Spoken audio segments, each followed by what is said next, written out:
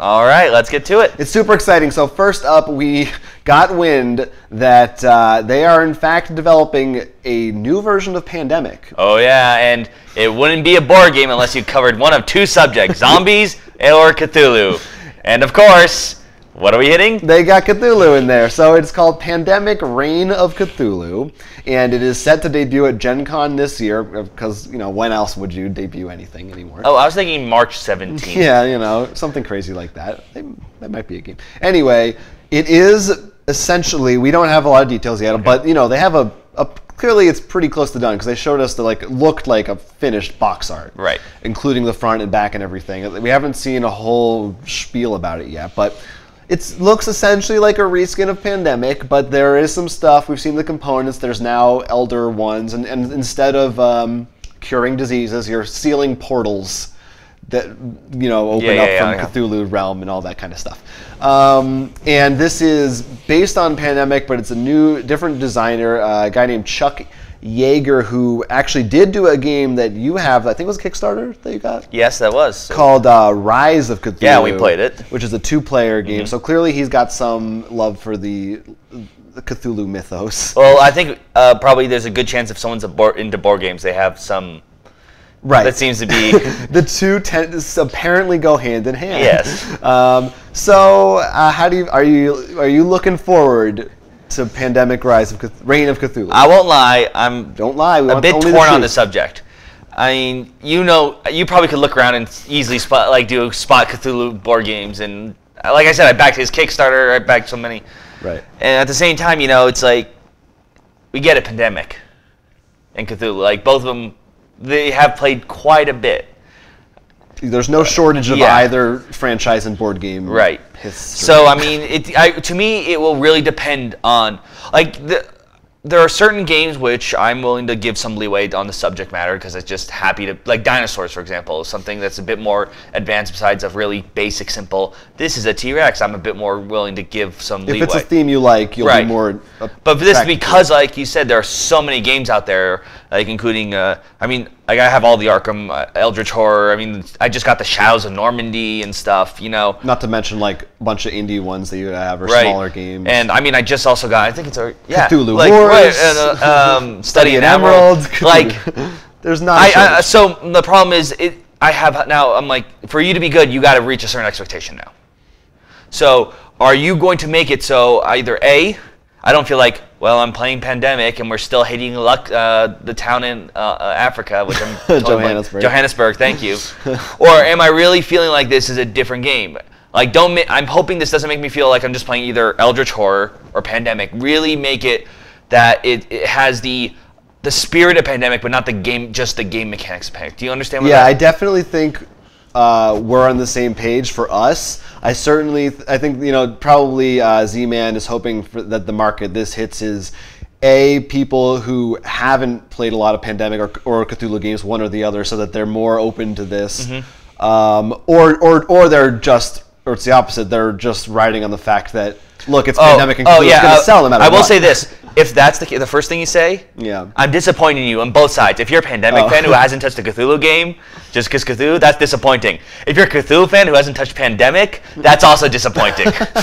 But I do want to do well, because I like the creator. It's going to do well. Because I remember when we played the game, I backed on Kickstarter, you said it was very interesting. Rise of Cthulhu. Because for you, I know you're like, this is the first time you weren't like, you felt like it was a heavy, seeped-in Cthulhu game that was so deep you had to spend a good hour or two getting in. Right. Yeah. That was your first time that you took on a light Cthulhu game. It put a different twist on it. So we like for you. That was interesting. So we like Pandemic. Yeah, and I want to do well. It's just I don't think I think it's more of I like to see if Z-Man isn't just trying to ride the Pandemic Cthulhu train. Well, I guess and Cthulhu train, not right. Here's the thing: is at the end of the worst case scenario, it's Pandemic with the skin, which is still pretty good. Yes.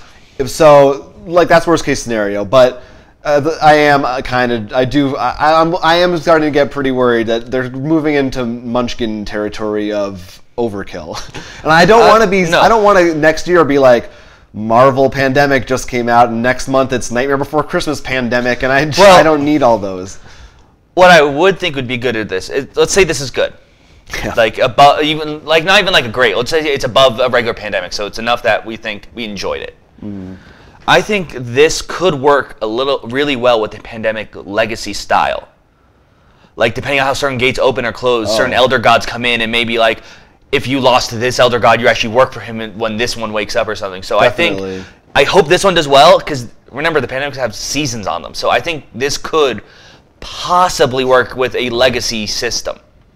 So I mean, a Cthulhu Legacy game does seem to make a lot of sense. no, doesn't it? Like in your head, like you could see, like seems like something that they should be working on. well, this could be the prelude. So like, Maybe. look, here's the fast version, and then there's the legacy one. Speaking of which, we haven't played the legacy version. Right, we're still behind. We're terrible.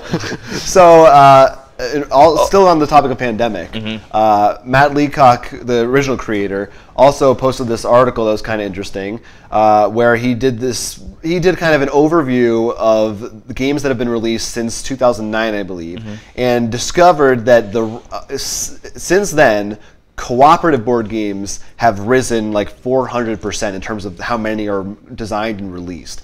And he has this little chart you can see behind us that's basically hits like right when Pandemic came out, it skyrockets up the amount of co-op games. I do believe I know why. I don't think exactly. It's not just Pandemic came out and everyone. He'd like you to think it is. No, I think it's sort of, but Yeah. not exactly.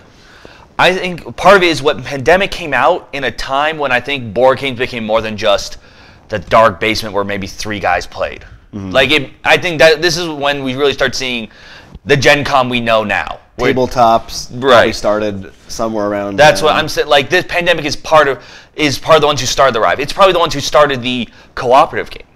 But I think one of the reasons why this is good is literally my friends told me this. Like my 2 friends, we went and sit down and play a game. They're like, we enjoy this a lot more because you've played board games a lot more. So when we do a competitive one, we're like, oh, he's gonna win. Right. So when we drop this on the table, they already know they're in there. They're on the winning side. They already feel they have a chance. Yeah, and I mean, I definitely a little bit prefer cooperative to competitive games, or some aspect of cooperation. Well, I think here's the other thing for you. One of your favorite game mechanics is Trader. Right. And Trader really can't exist without a semi-cooperative. No, it can't. Yeah. Or at least not in a really fun way. Right. And I mean, even like right now, we haven't had a chance to play it, but I'm excited to play because I think you're gonna love it. Is the new DC crossover pack, which with the Watchmen. One, you love the Watchmen.